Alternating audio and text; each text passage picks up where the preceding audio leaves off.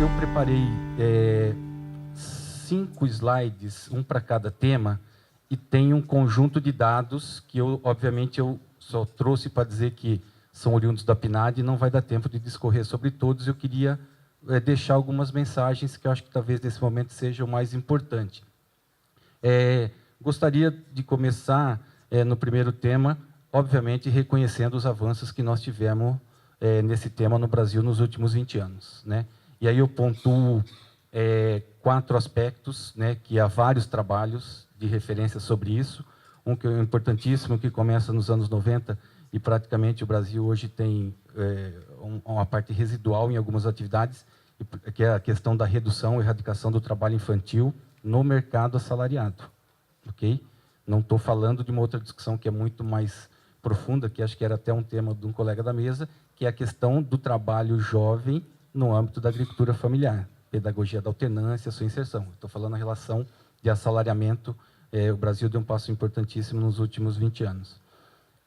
Outro ponto importante a ser comentado é o aumento do nível de formalidade, né, entre os assalariados na agricultura brasileira, né? Esse é um dado real dos últimos anos, principalmente da última década, né? Isso refletido pela porcentagem de trabalhadores que têm seu registro em carteira, contribuição previdenciária e o mínimo de proteção social garantida. O outro tema importante do avanço é o aumento real do rendimento médio entre os trabalhadores, e isso, obviamente, está diretamente ligado à recuperação do salário mínimo nos últimos 10, 15 anos, né? Esse é um sinalizador importantíssimo, porque a renda média dos trabalhadores na agricultura gira em torno de 1,5, 2 salários mínimos. Então, o salário mínimo é um indicador fundamental para a melhoria de renda desses trabalhadores. E nós tivemos um ganho real importantíssimo.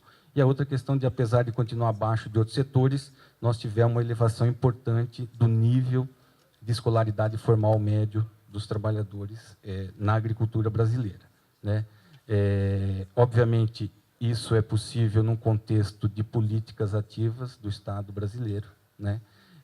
Então, eu queria começar esse tema de registro, e os próximos slides, eu deixo alguns pontos, que é um pouco nesse sentido que eu estava dizendo, dos desafios e das oportunidades, né?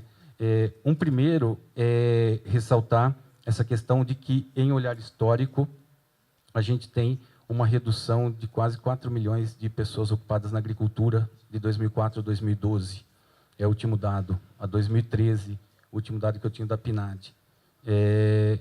Eu trouxe isso porque 3 milhões dessas pessoas estão na região Nordeste e na região Sul. É onde nós temos a principal participação da agricultura familiar brasileira, né?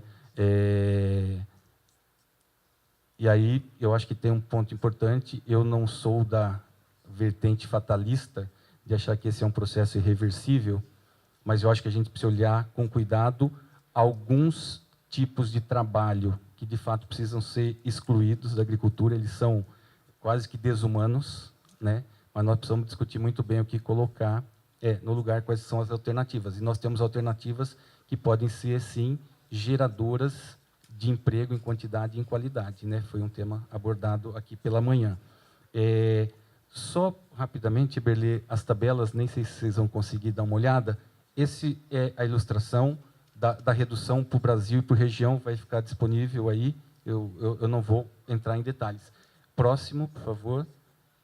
Também ressalta isso. E o gráfico seguinte, que acho que foi tocado pelo Beduski, que é importante a gente colocar no nosso horizonte da política de desenvolvimento rural a composição das ocupações num círculo que se espera virtuoso entre as ocupações agrícolas e não agrícolas dos residentes rurais, né? Então, é a tabulação que eu tinha, eu não tenho para a década atual, mas na década passada a gente teve mais de 1 milhão de geração de ocupações não agrícolas para PEA rural, pessoas que estavam na agricultura e se ocupando fora da agricultura, num círculo virtuoso com isso. Tá, ok? Acho que é um ponto importantíssimo a ser considerado.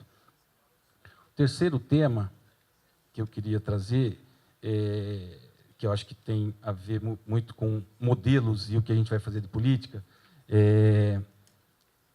né, reconhecendo tudo que foi colocado aqui em termos de heterogeneidade e diversidade da agricultura brasileira, e essa preocupação crescente com modelos mais justos de inclusão social e produtiva, como o Bianchini falou, é a ideia das dualidades, ou de como vencê-las, ou de como combiná-las ao longo do tempo. E eu trouxe só um dado que está espelhado na próxima tabela, Bianchini. Só queria destacar assim, somente o estado da Bahia, né, na região Nordeste, ele tem uma participação nos ocupados totais na agricultura brasileira, que foi 12% lá no último 12,2% em 2012. Só o estado da Bahia ele ocupa o dobro de pessoas na agricultura do que toda a região Centro-Oeste, que ocupou 6,4%. Né? É um pouco isso que eu estou dizendo, né? O diálogo, entender essas coisas do que se passa nessas regiões. Acho que é fundamental a gente compreender o que está acontecendo para fazer proposições de políticas públicas. A questão, eu estou colocando ali, desculpem os demógrafos e outros colegas, essa temática do envelhecimento, porque isso mudou totalmente de paradigma do que a gente achava do que era envelhecimento há um tempo atrás, né? Por isso que ele está entre aspas, mas acho que é um tema importante, já apareceu aqui em outras mesas, e é um tema que ele não é novo em termos de estudos, de proposições, mas eu acho que as nossas políticas públicas estão meio que engatinhando nisso ainda, né? Então, ilustrando apenas, se essas pessoas que estavam na agricultura em 2012 continuam hoje, né, esperamos que estejam na agricultura, a média de idade dos empregadores na agricultura brasileira hoje seria de 56 anos. A média dos conta própria, grande parte deles abriga a agricultura familiar brasileira, uma média de 50 anos, e dos assalariados 40 anos. Quer dizer, esse tema acoplado com a sucessão na agricultura me parece uma preocupação importante. O Ruano, na apresentação, não teve tempo de detalhar, mas a gente sabe que tem várias iniciativas, como o Pronaf Jovem, a questão do Pronatec, avaliação de capacitação técnica, a questão até com gestão para os empreendimentos. Eu acho que tem tentado lidar com isso, mas eu acho que falta mais pegada, vou dizer assim, nesse conjunto de políticas para lidar com esse tema. Certamente, aqui nós temos um resultado claríssimo de impacto positivo, é a Previdência Social, mas pega o pessoal da outra ponta, o pessoal dos aposentados, e há um efeito importantíssimo, não só em termos de melhoria de distribuição de renda, mas também por permitir que parte do recurso da Previdência Social seja aplicado, sim, em atividade produtiva, né? Mas tem um conjunto, mas eu acho que esse tema ainda permanece como um grande desafio. Que esse é um tema polêmico que eu trouxe na conversa com a Sônia, eu levei um puxão de orelha, né? O Ricardo está até aí, o Ricardo Borsato. Mas eu acho que esse é um tema que, dependendo do seu foco, ele pode ser encarado com problema, dependendo do seu foco, ele é um baita de um desafio e uma baita de uma oportunidade, né? Eu sou mais simpático à segunda vertente, obviamente que nós temos, dos ocupados na agricultura brasileira, nós temos cerca daqueles 13 milhões que eu falei em 2012, 2013, nós temos cerca de 4 milhões que se enquadram em duas formas de ocupação que são definidas formalmente pelo IBGE como sendo de alto consumo e membros da família que trabalham menos de 15 horas na semana. É por isso que esse subocupação está entre aspas, né? Como que eu olho para esse público? Eu acho que as nossas políticas públicas, no momento presente, estão devendo um olhar mais estrutural para isso. Algumas políticas na área de segurança alimentar, de combate à pobreza, chegaram muito na frente do que a política para a agricultura e para a questão do desenvolvimento rural, né? Então, eu acho que fica esse ponto, porque a grande parte desse público abriga jovens, abriga mulheres.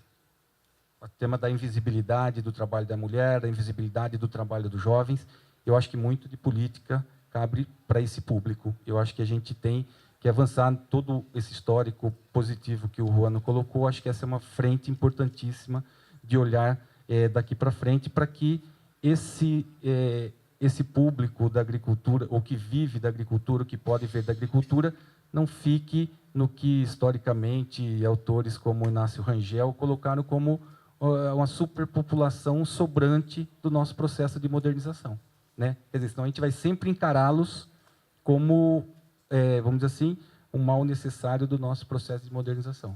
E para eles não há muito a fazer, né? Eu acho que, pelo contrário, para eles há muito a fazer, e essa política de desenvolvimento rural, com essa ótica de inclusão social e produtiva, devia estar privilegiando.